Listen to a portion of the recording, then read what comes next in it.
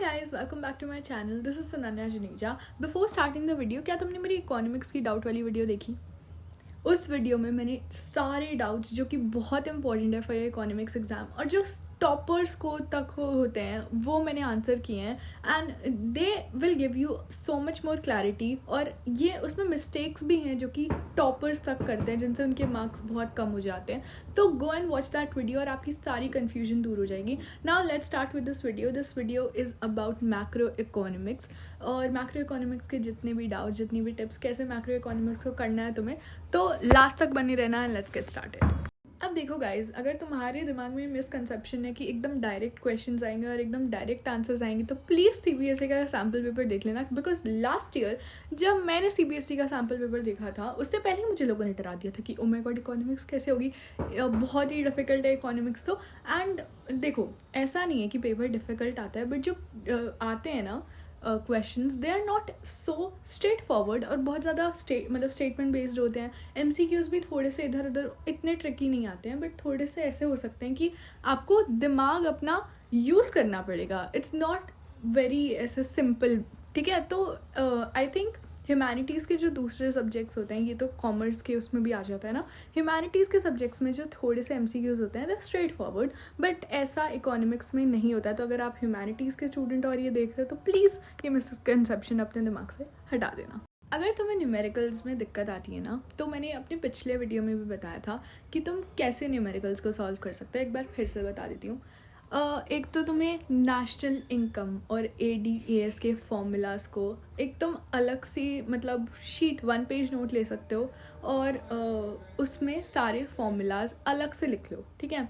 और वो तुम कहीं पे भी चिपका दो, अपने यहाँ, जैसे यहाँ लगा दो, यहाँ लगा दो, जहाँ पे भी तुम्हारे घर में जगह है ना, अपने रूम में लगा दो। इससे तुम्हारा काम थोड़ा इजी हो जाएगा और उससे रोज़ सुबह उठ के देखो वो फॉर्मूलाज को। अब तुमसे खुद से फॉर्मूलाज नहीं लगते ना, तो तुम पहले पीछे के जितने भी संदीप गर्ग में मैंने देखा था बहुत सारे एग्जाम्पल्स होते हैं, तो मैं तो वही करती थी सबसे ज़्यादा। Before solving my own questions मैं सबसे पहले जाती थी और वो देखती थी और पहले खुद आंसर निकालने की कोशिश करती थी और फिर उसे देखती थी कि ठीक है मैंने सही आंसर, कई स्टेप मैंने गलत तो नहीं किया। बिकॉज यू नो हमें CBSE में स्टेप मार्किंग के भी मार्क्स मिलते हैं। तो मैं ऐसे करती थी कि मुझे न्यूमेरिकल्स में शुरू में दिक्कत आती थी, बट आफ्टरवर्ड्स मेरे न्यूमेरिकल्स काफ़ी स्ट्रांग हो गए जस्ट बिकॉज मैंने एग्जाम्पल से पढ़ना ट्राई किया, ठीक है।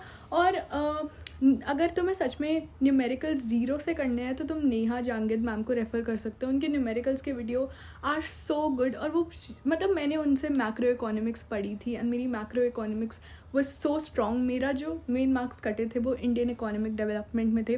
काश मैं उनसे इंडियन इकोनॉमिक डेवलपमेंट भी पढ़ लेती। तो वो 0 से एंड तक बहुत अच्छे से न्यूमेरिकल्स करा लेती हैं। और अगर तुम्हें कॉन्सेप्ट्स भी समझने हैं तो तुम CA पराग सर को भी रेफ़र कर सकते हो। Both are really good teachers in their both of the domains, ठीक है। तो बहुत अच्छे से, और अगर तुम्हें 1 शॉट्स देखने हैं तब भी तुम दोनों को रेफ़र कर सकते हो। तो अगर तुम्हें न्यूमेरिकल्स में दिक्कत है तो शुरुआत के कुछ दिन तुम इन्हीं चीज़ों को करने में लगाओ कि तुम अपने न्यूमेरिकल्स अभी सॉल्व करो, ठीक है। 1-2 दिन try to solve as many numericals as you can, या तो एक डेट सेट कर लो कि 2 दिन में मुझे ADAS के सारे न्यूमेरिकल्स आने चाहिए। Like give your self challenges और टिक टिक वाला वो नहीं करते, वो मैकेनिज्म की टिक लगा रहे हैं, ठीक है, वैसा कुछ कर लो या make it like a game, ताकि तुम जल्दी से जल्दी अपने न्यूमेरिकल्स ख़त्म कर लो, ताकि तुम्हारा जो मेन डिफ़िकल्ट, जो भी सबसे डिफ़िकल्ट पार्ट है उसे पकड़ लो। अगर न्यूमेरिकल्स है तो न्यूमेरिकल्स पकड़ लो, इंडियन इकोनॉमिक डेवलपमेंट है तो वो पकड़ लो और उससे पहले ख़त्म कर लो। और इवन जो गवर्नमेंट बजट में फॉर्मूलाज हैं उनको भी बहुत अच्छे से देख लेना, ठीक है। उनके जो फॉर्मूलाज हैं उनकी भी एक अलग से शीट निकाल लेना। दोज फॉर्मूलाज हमें लगता है जब हम गवर्नमेंट बजट पहली बार पढ़ते हैं तो थोड़ा सा डर लगता है, but it's the numericals are actually really good. अच्छे ही आते हैं, डिफ़िकल्ट नहीं आते हैं, डोंट वरी।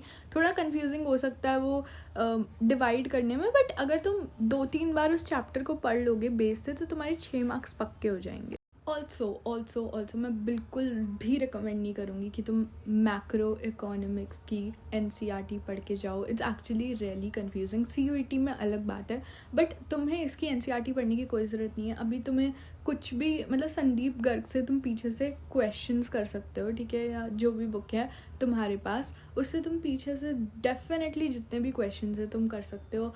बट अभी मैं कहूँगी कि रीडिंग पे इतना ध्यान मत दो, तुम वीडियोस से सीखो, ठीक है। वीडियोस आर रियली हेल्पफुल अभी, क्योंकि हम जितना बैठेंगे ना पढ़ने, अगर तो तुम्हारी रीडिंग, तुम्हें लगता है कि तुम्हें ज़्यादा रिटेन रीडिंग से होता है तो वैसे करो, बट अभी कोई ऐसी ज़रूरत नहीं है। बस अभी वीडियोस देख लो जो भी चैप्टर्स नहीं आते हैं, और पीछे से संदीप गर्ग, वीके ओरी, सैम्पल पेपर्स जो भी तुम्हें लगाना है उसके पीछे से क्वेश्चंस लगाओ, ठीक है। और कॉन्सेप्ट्स बहुत जल्दी हो जाते हैं वीडियो से, मुझे ऐसा पर्सनली लगता है, क्योंकि अभी तुम शुरू से बिल्कुल संदीप गर्ग उठाओगे तो तुम्हारे पास इतना टाइम भी नहीं है, मुझे लगता है कि तुम कर पाओगे पूरा। इसीलिए मैं कह रही हूँ जितने वीडियोस देख सकते हो उतने वीडियोस का यूटिलाइजेशन करो। तुमने पहले बुक पढ़ ली होगी ना एक बार तो एटलीस्ट। अब मैं तुम्हारे टाइम पे क्या करती थी, जैसे मैं वीडियोस देखती थी ना तो मैं 1 पेज नोट्स भी बना लेती थी, जो भी मुझे कीवर्ड्स लगते थे या जो भी पॉइंट्स मुझे इंपॉर्टेंट लगते थे, या फिर मैं फ्लो चार्ट्स की हेल्प से मैंने आगे पीछे, मतलब मैं कौन सी शीट लेती थी, A4 साइज शीट जो बड़ी मतलब आती है, दोनों साइड ब्लैंक भी ले सकते हो, ठीक है। और मैं फ्लो चार्ट्स की हेल्प से पूरे उसको चैप्टर को समराइज़ कर देती थी, and that has help me so much, specially in macro economics. तो तुम ये डेफिनेटली कर सकते हो। देखो, अब तुम्हारे अगर MCQs में न्यूमेरिकल्स आ रहे हैं ना, तब भी उनको तुम पूरा नहीं सॉल्व करते, अगर बहुत बड़ा आ गया तब भी देखो सॉल्व तो तुम्हें पीछे करना ही है ना, तुम एक बार अच्छे से सॉल्व कर दो, ठीक है। आगे चाहे MCQ ही है, तुम अगर आगे सही से सॉल्व कर दोगे, ज़्यादा बड़ा क्वेश्चन तो नहीं होगा, एग्जामिनर इम्प्रेस ही होगा उल्टा कि ठीक है इसने डायरेक्ट आंसर नहीं लिखा, इसने पूरा सॉल्व करके दिखा। और वो वैसे भी हमें करना ही है, पीछे रफ में करें, साइड में रफ में करें, तो इससे अच्छा हम पूरा ही करके ही दिखा दें उन्हें। न्यूमेरिकल वाले क्वेश्चंस में स्टेप्स ज़रूर से ज़रूर दिखाने हैं, ठीक है। ऑल्सो मैं नेहा मैम का वीडियो देख रही थी स्टेटमेंट बेस्ड क्वेश्चंस का, तुम्हें एग्जांपल देने के लिए, तो आई डिस्कवर्ड कि हाँ मुझे याद है GDP डिफ्लेटर और वो वाले फॉर्मूलाज भी तुम बहुत अच्छे से कर लेना नेशनल इनकम के, क्योंकि वो आ जाते हैं, वरना उससे क्वेश्चंस बेस्ड आ जाते हैं, ठीक है, थोड़े से स्टेटमेंट बेस्ड क्वेश्चंस। तो वो कॉन्सेप्ट तो तुम्हें बहुत ही अच्छे से करना है, उसे छोड़ना नहीं है, बिकॉज बच्चे को वो डिफ़िकल्ट लगता है, तो वो बहुत अच्छे से करके जाना। अब मैंने ये पेपर को खोला है, ठीक है, क्योंकि मुझे ना कहीं पे भी यूट्यूब पे नहीं मिल रहा था। तो जैसे ऐसा क्वेश्चन है, devaluation of currency and depreciation of currency have the same implications but they originate from divergent sources.